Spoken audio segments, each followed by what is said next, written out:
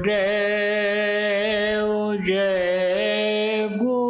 गुरुदेव, जय गुरुदेव, जय जय गुरुदेव।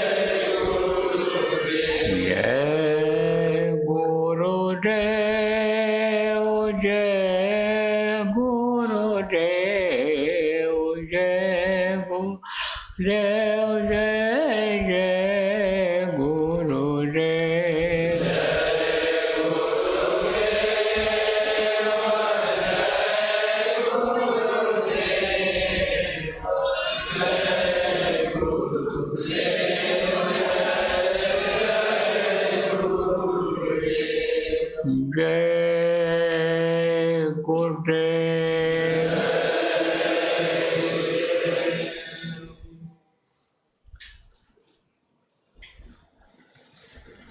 सर्वसमर्थ सर्वत्र स्मरणीय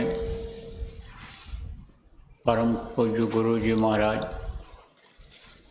उपस्थित सभी साधक सत्संगी प्रेमी बच्चे एवं बच्चियों,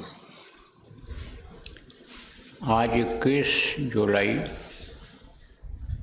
2025 मध्याह्न बेला खारघर मुंबई महाराष्ट्र में अपने लोगों ने नामधुनी का अखंड पाठ किया। अब अभी की जाएगी, ये 24 घंटे चलेगी। अखंड का मतलब क्या होता है? जो खंडित न हो, बैठे ही रहें 2-4 लोग।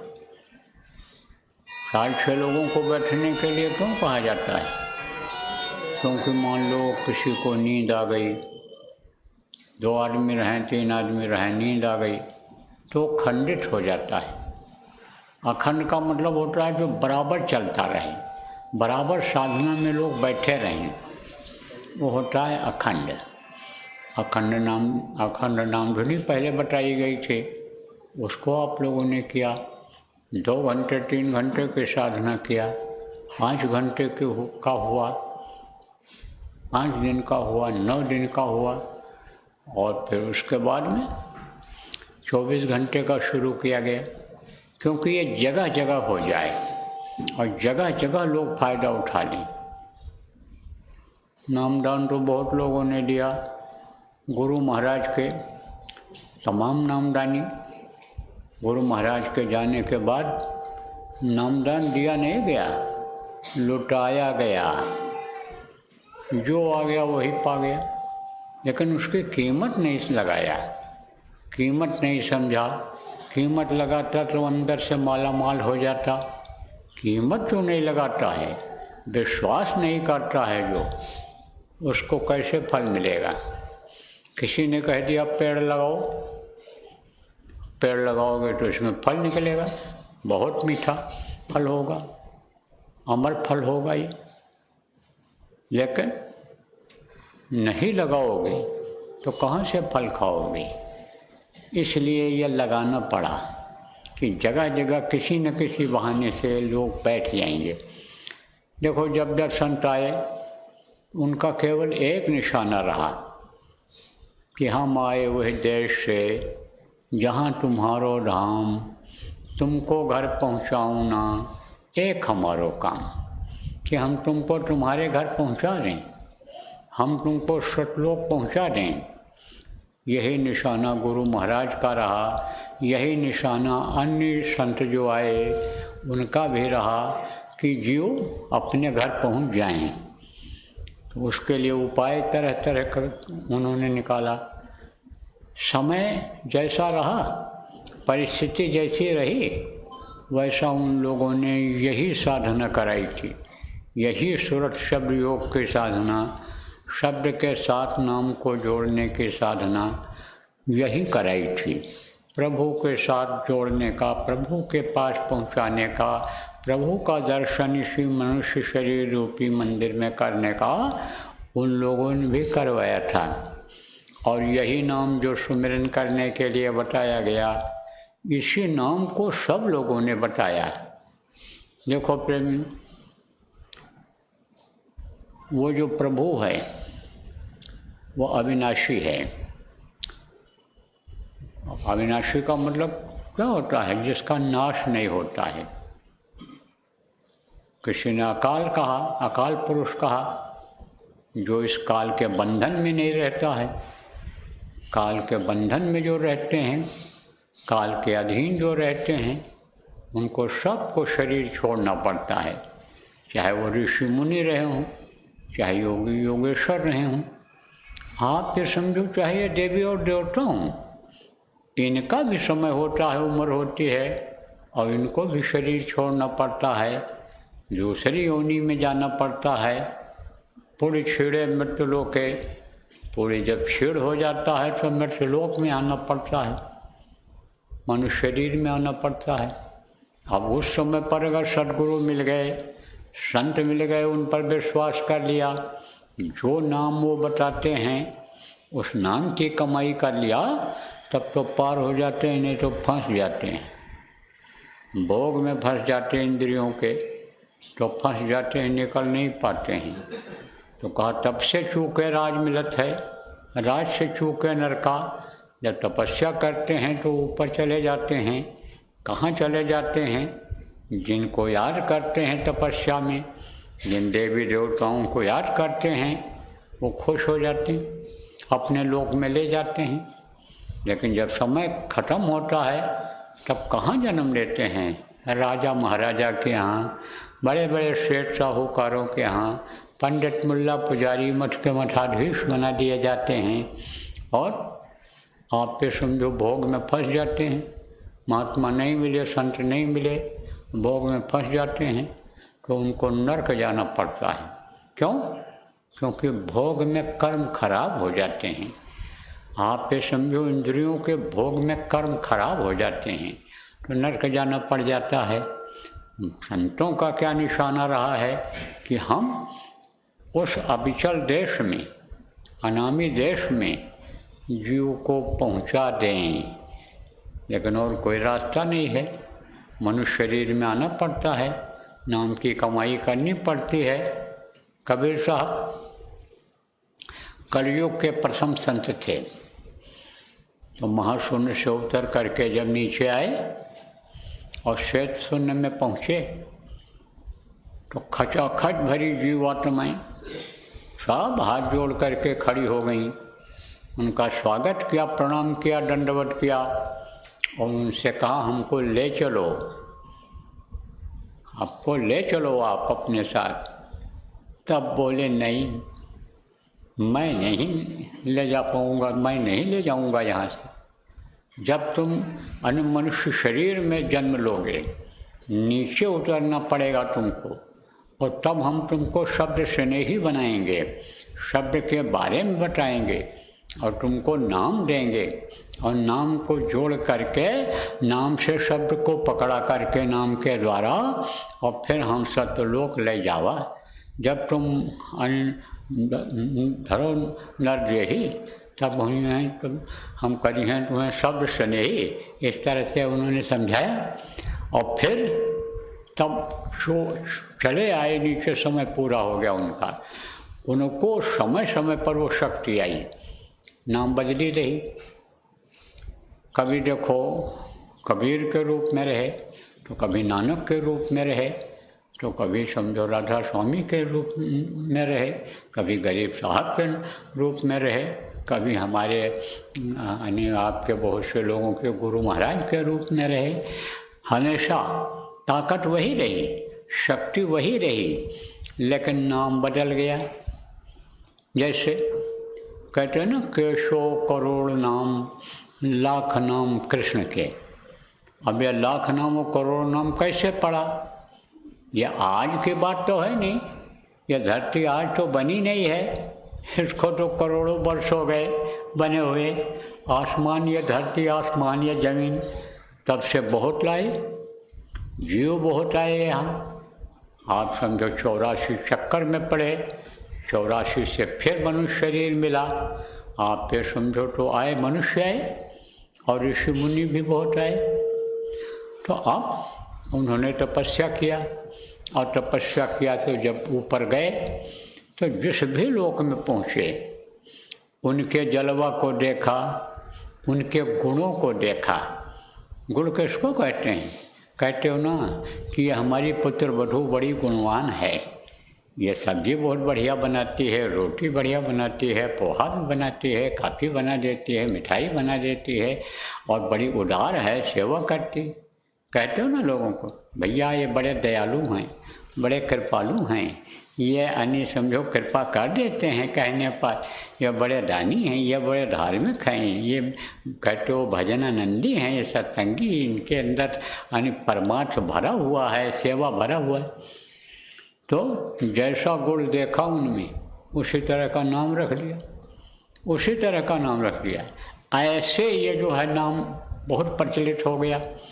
अब वो जिनसे जिसको लाभ मिला उन्हीं के शरीर को पूजने लग गए, उन्हीं की सेवा करने लग गए। और जब वो चले गए दुनिया संसार से, तब उनकी मूर्ति बना दिया, उनका मठ और मंदिर बना दिया, और वहीं फूल पत्ते प्रसाद चढ़ाने लग गए, फंस गए इसमें। अब आपको बता दें, ये जितने आए देहधारी, देहधारी किसको कहते हैं? देहधारी कहते हैं कि जो मनुष्य शरीर में आता है, ये कोई परमात्मा नहीं रहे हैं। परमात्मा तो मनुष्य शरीर में आता ही नहीं है, परमात्मा तो अपनी जगह छोड़ता ही नहीं है। प्रभु जिसको कहा गया वो तो अपनी जगह पर विराजमान है। यह जरूर है कि शक्तियाँ संतों में उनकी आती हैं, और ये जो अवतारिक शक्तियाँ हुई हैं, ये जो ऋषि मुनि हुए हैं, इनमें जिन्होंने भेजा है उनकी शक्ति रही है। तो इनको किसने भेजा है? जैसे राम भगवान थे, जैसे हज़रत मोहम्मद साहब थे, जैसे ईसा मसीह थे, जैसे आप समझो और लोग इस तरह के आए हैं, परशुराम रहे, इस तरह के जो और लोग आए हैं, वो किसके भेजे हुए थे? वो भेजे हुए थे आपके काल भगवान ईश्वर जिनको कहा गया है, उनके भेजे हुए थे। उनकी शक्ति उसमें रही और उन शक्तियों ने काम किया, परिवर्तन किया। अब आप ये कहोगे कि भाई काल तो जीवों को फंसाना चाहता है, और फिर ये क्यों भेजे गए? धर्म की स्थापना करने के लिए क्यों भेजे गए राम? रावण का विनाश करने के लिए क्यों भेजे गए? इसलिए कि कहीं ऐसा न हो कि पूरा अधर्म का राज हो जाए और अधर्मी ही यानी राजा बन जाएं, और इनके सब जीवों के कर्म खराब हो जाएं, तो ये सब नरक चले जाएं, तो मृत्युलोक में कोई रह ही न जाए। इसलिए उसने जो ये व्यवस्था सब बनाई है, इसी सिस्टम से बनाई है। तो प्रेमियों, मोटी बात आप ये समझो कि अगर भजन नहीं किया, हाँ, तो फिर ये 84 में जाना पड़ेगा, चक्कर काटना पड़ेगा, नरकों में कर्मों की सज़ा मिल जाएगी। पाप की सज़ा मिल जाएगी।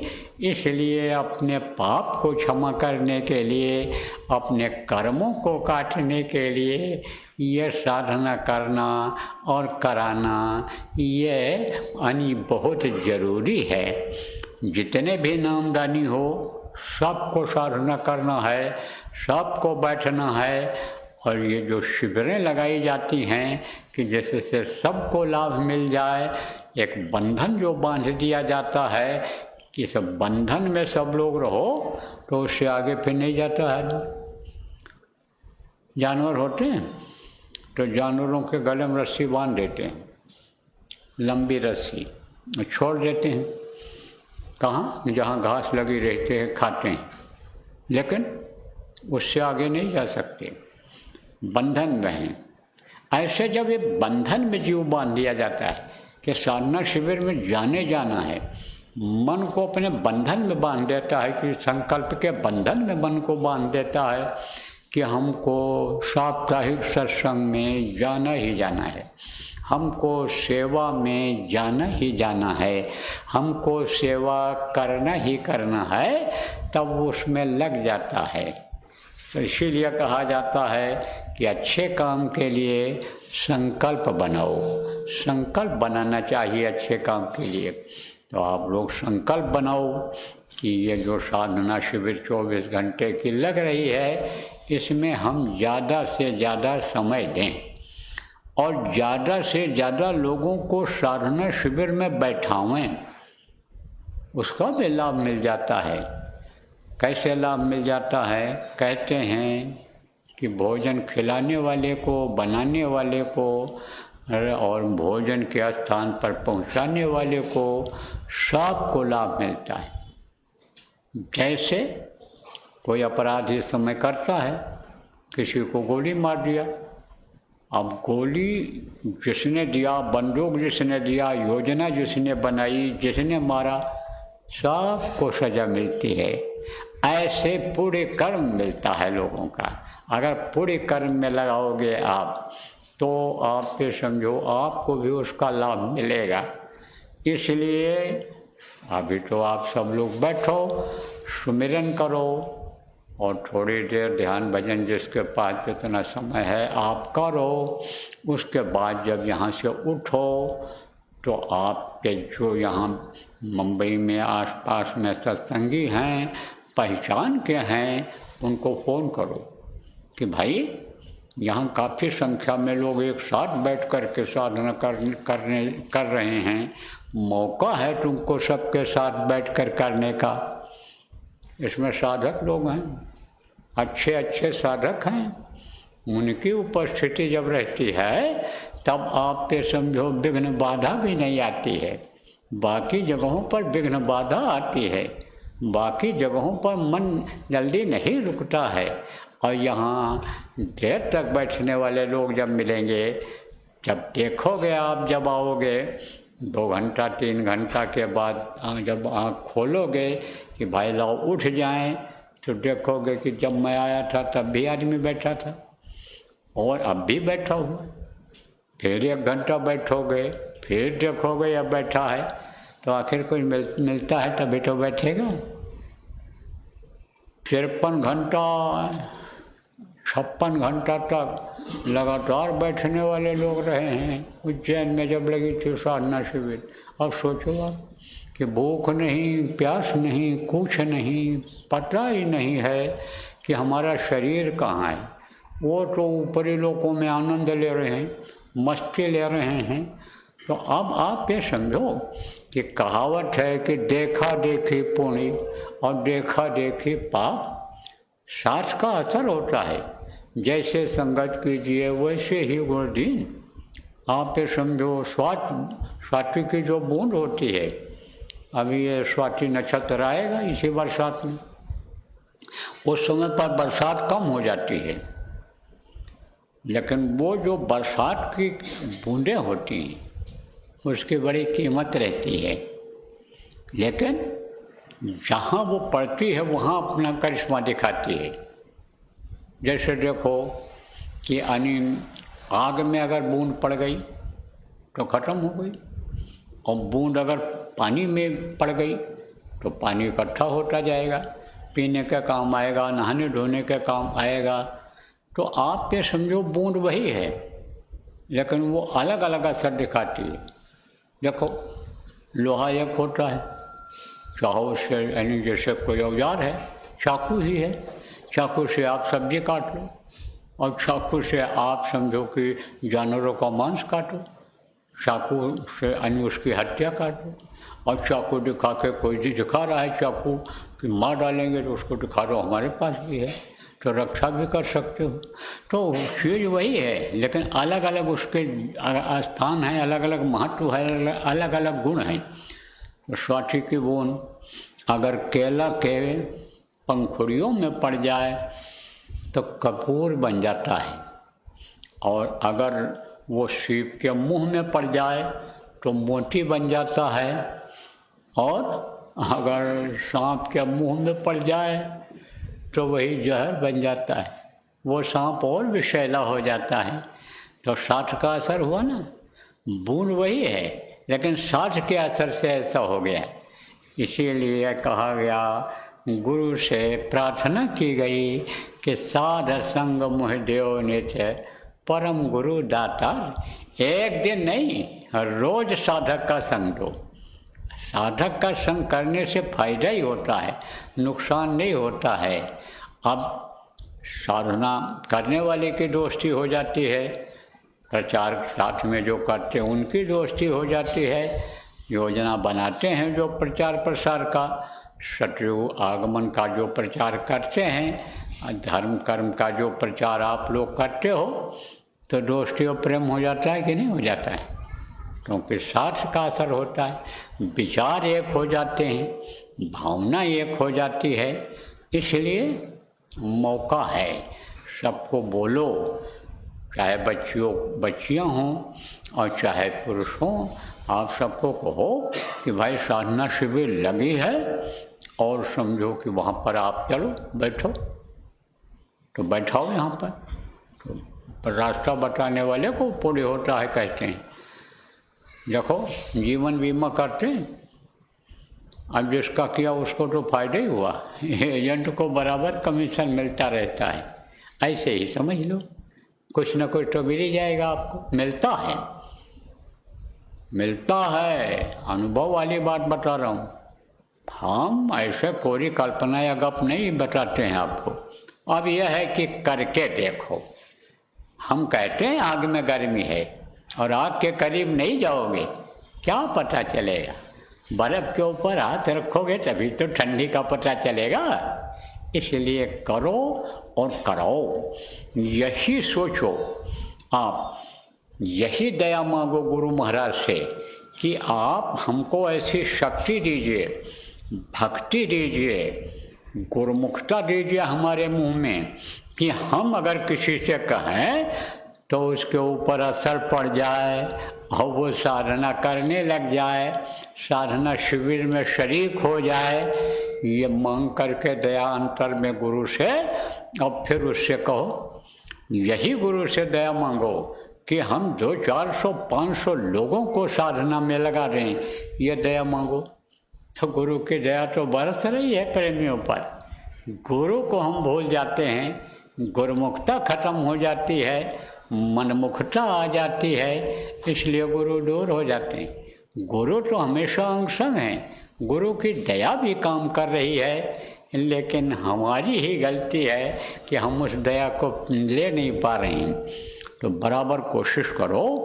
और इसके अलावा भी अभी परसों साधना शिविर आपके कांडीवरी में लगेगी, उधर दहानू में भी लगेगी, और भी जगहों पर पता चला है लोग चाहते हैं कि वहाँ भी कार्यक्रम हो जाए और वहाँ भी लग जाए, वहाँ भी लग जाएगी। जैसा समय रहेगा, जैसी परिस्थिति रहेगी, जैसे जहाँ हो सकता है उस हिसाब से लगेगी, जगह जगह लगेगी। अब और ये जो रविवार को चल रहा है कि रविवार को सुबह 5 बजे शुरू होगा और 7 बजे तक चलेगा नाम धुनी, और उसके बाद 7 बजे से ध्यान भजन सुमरन कर शुरू होगा और दूसरे दिन सोमवार को वो ख़त्म होगा। ये तो चलेगा अभी तो एक और है। अभी तो आप समझो पिंडी साधना खत्म हुई, अंडी साधना खत्म हुई और ब्रह्मांडी तो भी बाकी है, तो वो ब्रह्मांडी भी होगी। उसके बाद फिर क्या होगा ये तो आपको खबर लग जाएगी और लगा भी दोगे अगर अगले उसको रहोगे आप लोग यहाँ, तो कोई उससे नुकसान है ही नहीं। बराबर साधना शिविर लगाते रहो, अपने अपने घरों में साधना शिविर लगाओ, चाहे 3 घंटे 4 घंटे 5 घंटे का लगाओ, घर के लोगों को ही बैठाओ, अखंड वो भी चलता रहे, तो उससे बहुत फ़ायदा होगा। देखो कुछ चीज़ें ऐसी होती हैं कि जो दूसरे के लिए कर दी जाती हैं उसको फ़ायदा हो जाता है, और कुछ चीज़ें ऐसी होती हैं कि जैसे भोजन खाते हैं तो अपने ही पेट में जाता है। देखो भोजन कोई बनाता है तो दूसरों को खिलाता है, बहुत लोग खाते हैं, लेकिन जब तक वो नहीं खाएगा तब तक उसके पेट में नहीं जाएगा। इसलिए अब दया दुआ का समय ख़त्म हो गया। अब तो समझो हाथ जोड़ते थे, दया दे दो दया दे दो, बच्चों पर दया दे दो, ये पढ़ के पास हो जाए, नौकरी लग जाए, प्रमोशन हो जाए, दुख दूर हो जाए, समस्याएं ख़त्म हो जाएं, टेंशन लड़ाई झगड़ा ख़त्म हो जाए। अब उसका समय नहीं रहा। कभी समय था जब कर्म अच्छे थे, अब कर्म खराब होते जा रहे हैं, खान पान बिगड़ता जा रहा है, बच्चों का परिवार वालों का चरित्र गिरता चला जा रहा है कलयुग के असर से। इसलिए अब वो दया दुआ वाली बात ख़त्म है। अब तो भैया करो और पाओ, जो कहते हैं करेगा खाएगा, जो करेगा वो पाएगा। तो अब आप भी समझो करो और पाओ।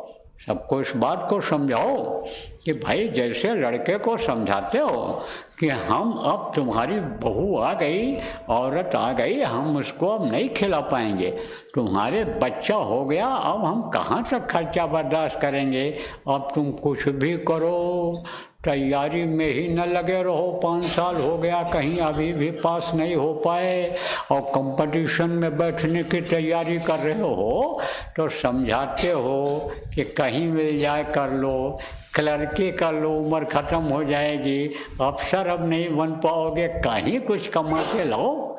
ऐसे समझाओ कि भाई सुमिरन सीखो, ध्यान सीखो, भजन सीखो, करोगे तो तुमको मिलेगा।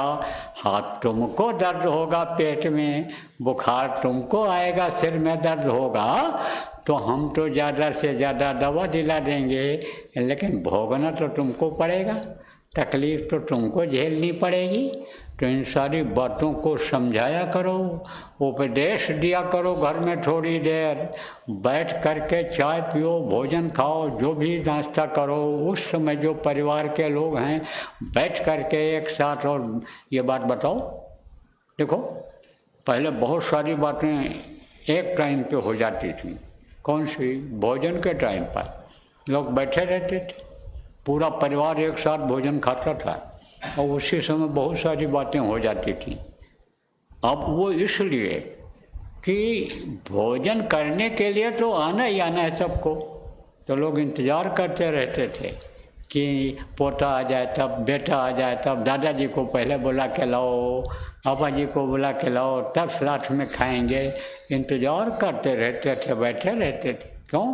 कि एक पंथ दो काज, दध बेचन में हरि मिलें, एक पंथ दो काज। यानी भोजन के समय में ही सारी बातें हो जाएंगी। बहुत सारी बातें उपदेश मिल जाता था बच्चों को और बच्चों के संस्कार बन जाते थे। बच्चे खाना पीना उठना बैठना सीख जाते थे। बहुत कुछ देख करके, क्या देख करके कि देखो ये दादाजी पालथी मारे बैठे हुए हैं, ये देखो इस तरह से भोजन खा रहे हैं, इस तरह से देखो हाथ धो रहे हैं, इस तरह से प्रणाम कर रहे हैं देवी देवता भगवान, जिनको भी मानते हैं उनको प्रणाम करके फिर भोग लगा के भोजन खा रहे हैं। तो सीख जाते थे। तब खड़े खड़े खाना, खड़े खड़े टट्टी पेशाब नहीं करते थे, लेकिन अब वो जो आप नहीं करते हो वो सारा काम करने लग गए।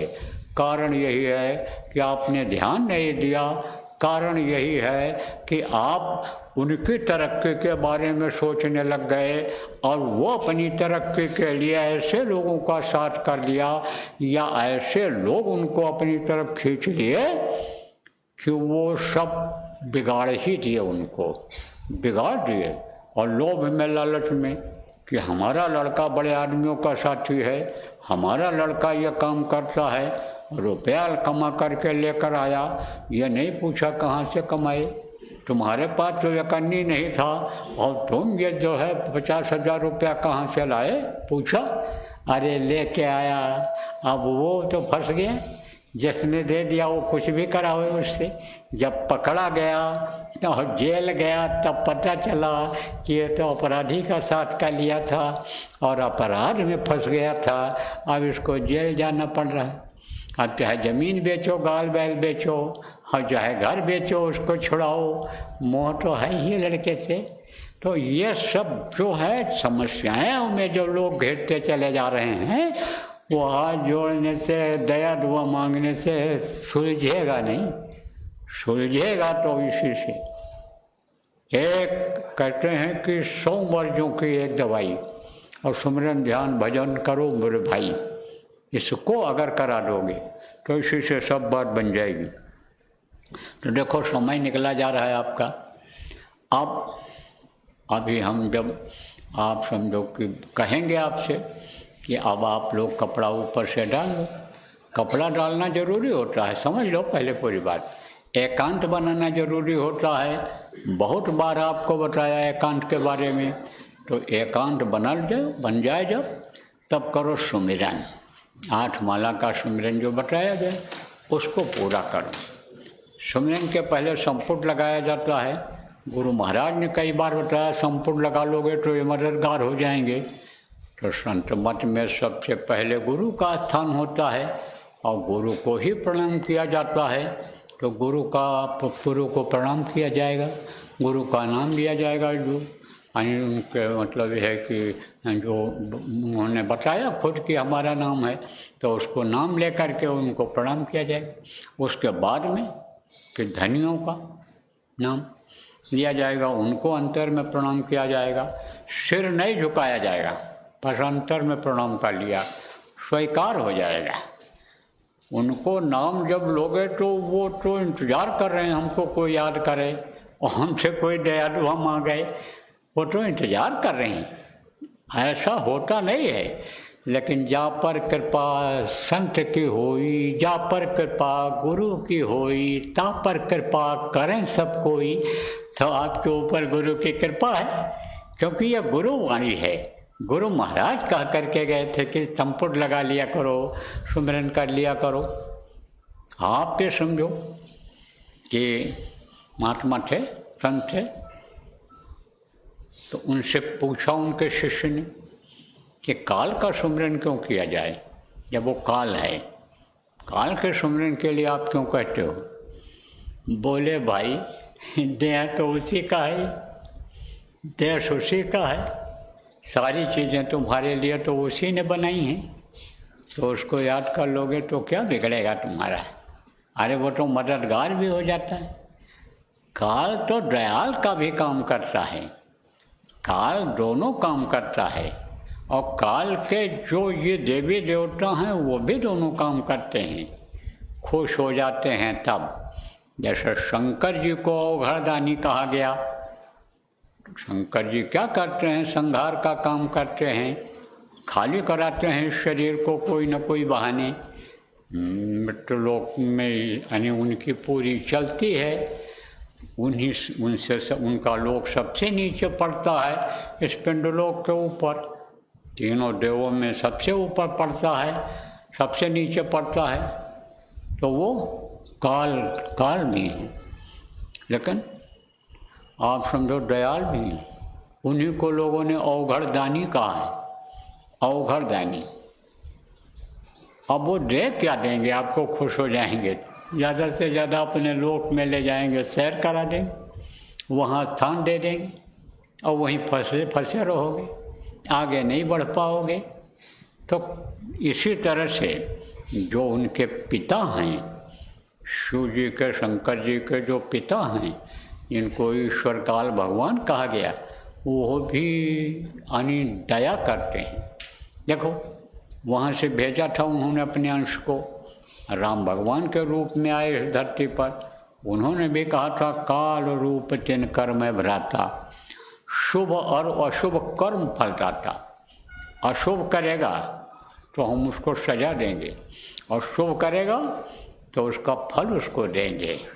तो अब सुमिरन उनका भी कर लिया जाएगा, कर लिया जाता, सब लोगों ने किया, महात्माओं ने। तो समझो कि उनको भी प्रणाम करना है। और देखो गोस्वामी जी महाराज ने दोस्तों को भी प्रणाम किया और सबको प्रणाम किया।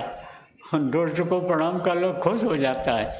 वो मारने के लिए आ रहा है, उसका पैर छू लो तो उसका पारा यानी ढीला हो जाएगा, और उससे अकड़बाजी करोगे तो मार के गिरा देगा। तो समझ लो आप कि खुश रखना जरूरी होता है। वो कैसे खुश होते हैं कि जब ये तरीका गुरु महाराज ने जो बता दिया है, इसी से खुश होते हैं। तो उनको प्रणाम कर लिया, फिर दूसरे धनी को नाम लिया, प्रणाम किया, तीसरे को। तो इस तरह से प्रणाम कर लो। गुरु को प्रणाम करके फिर बैठ जाओ सुमिरन करने के लिए। सुमिरन पूरा हो जाए उसी समय ध्यान में बैठ जाओ, भजन कर लो। जब मान लो खाली घर पर सुमिरन ही करना है, टाइम नहीं है आपके पास, ध्यान भजन बाद में करना रहेगा, तो सुमिरन पूरा होने के बाद फिर संपुट लगा लो, फिर प्रणाम कर लो, गुरु को प्रणाम करके उठ जाओ। फिर जब ध्यान लगाना हो संपुट लगा लो, भजन करना हो तो संपुट लगा लो। तो यहाँ तो आप थोड़ी थोड़ी देर कर लेना, सुमिरन करना, थोड़ी देर ध्यान भी लगा लेना, भजन भी कर लेना। जिसके पास जितना समय है वो काम आप कर लेना। बराबर कोशिश करो कि ज़्यादा से ज़्यादा समय हम दे दें इसमें। ज़रूरी काम है तो चले जाओ घर, लेकिन यह भी योजना आप लोग बना लो। जो जिम्मेदार लोग हो, जो साधना शिविर का और कार्यक्रम का आयोजन किए हो, वो लोग यह भी यानी ड्यूटी बांट लो, लोगों की ड्यूटियाँ दे दो। जो आसपास में संगत के सत्संगी हैं, अलग अलग हैं चारों दिशाओं में, तो उनको अगर समय दे दो कि भाई आप लोगों को लेकर के आओ, इतने बजे से इतने बजे तक ड्यूटी है आपकी। उन्हीं से पूछ लो कि कितने बजे आप लोगों को लेकर आ सकते हो, तो वो आप समझो यहाँ कोई न बैठे ही रहें, अखंड रहे, वो खंडित न होने पावे। अब ये देखो बच्चियाँ हैं या माताएं हैं, उन्हीं को कह दो कि अपने अपने घर से ले कर के यहाँ पर आओ और कराओ। शाम हो तो घर ले जाएं, शाम को ले जाएं। शाम को जो फ्री होते हैं नौकरी धंधे से, वो लोग आ जाएं और रात में वो बैठें। नींद उनको नहीं आएगी कि जो रात को ड्यूटी करते हैं, चाहे वो दफ्तर में काम करते हों, चाहे चौकीदारी करते हों, जो रात में जगते हैं वो रात में खूब बैठ सकते हैं, रात भर बैठे रहेंगे। तो ये खंडित न होने पावे, इस चीज़ का आप सब लोगों को ध्यान रखना है। तो अब अभी जब मैं कहता हूँ कि भाई अब आप बैठ जाओ, तो बैठ जाना और फिर अपने अपने हिसाब से आना। तो सुमिरन नहीं करना रहेगा, फिर ध्यान और भजन अपने अपने हिसाब से, जिसका मन जिसमें ज़्यादा लगे, जितना मन का है उतनी देर आपको बैठना रहेगा। तो अब आप ये समझो कि 12:40 हो रहा है, तो ये कल आप समझो 12:40 यानी करीब 45 मिनट 50 मिनट पर करीब ख़त्म होगा। ये ख़त्म होगा, बराबर चलेगा, ये 24 घंटे का होगा। उसके बाद में तब तक जब ख़त्म होगा तब तक 1 आध घंटे का टाइम रहेगा। पानी पेशाब के लिए जो भी व्यवस्था आपकी रहेगी उसके लिए समय रहेगा, और फिर जो है वो सत्संग का समय हो जाएगा। उसमें नए लोग आ रहे हैं, नए लोगों को भी समझा के लाने की ज़रूरत है, क्योंकि भटके हुए को रास्ता बताना पुण्य का काम होता है। लोग भटक रहे हैं, जानकारी नहीं मिल रही है कि सुख कहाँ मिलेगा, शांति कहाँ मिलेगी, ये जो तकलीफ़ें हैं कहाँ दूर होंगी और हम नरक 84 से कैसे छुटकारा पाएंगे। तो इन सारी बातों को समझा दो कि मनुष्य शरीर ये किस काम के लिए मिला है। मनुष्य शरीर ये इसी काम के लिए मिला है। इसी में गंगा, इसी में जमुना, इसी घट में ही सब सृजनहारा है, इसी में सब हैं। घट में गंगा, घट में जमुना, घट में सृजनहारा है, इसी में वो सृजनहारा है जो परवरिश करता है, सब कुछ देता है, इसी में है। तो वो रास्ता ले लो और घर में बैठ करके करो और देखो करके, आजमाइश करके देखो। तो समझा के ले आओ, लोगों को दिला दो नामदान। कल देखो नामदान बंद था, इतना दिन हो गया, तबीयत खराब थी, भंडारे में भी नामदान नहीं हुआ। तो अब आप ये समझो प्रेमियों क्यों नहीं हुआ, इसका कई कारण है। तो कोई ज़रूरी नहीं है कि जब चाहो तो वह मिल जाएगा। तो मौका है, अवसर है आपके लिए, आपके परिवार वालों के लिए, आपके पड़ोसियों के लिए, आपके जिला प्रांत के लोगों के लिए इस वक्त पर मौका है, अवसर है। तो अवसर का लाभ लेना चाहिए, चूकना नहीं चाहिए। दुकान लगती है, सेल लगता है, सामान सस्ता मिलता है, तो सबको बताते हो ना, ले आओ ले आओ, नहीं 3 दिन के बाद वो ख़त्म हो जाएगी, दुकान उठ जाएगी। ऐसे ही बता दो कि धोबिया वो मर जाएगा, चादर लीजिए धोए, चादर लीजिए धोए, भाई वो बहुत पुरानी, और चल सतगुरु के घाट बह जहाँ निर्मल पानी। तो बोलो जय गुरुदेव। अब डालो कपड़ा ऊपर से, कपड़ा डालो और माला निकालो, सुमिरन करो 8 माला का। उसके बाद ध्यान भजन करके अपने अपने हिसाब से चले जाना।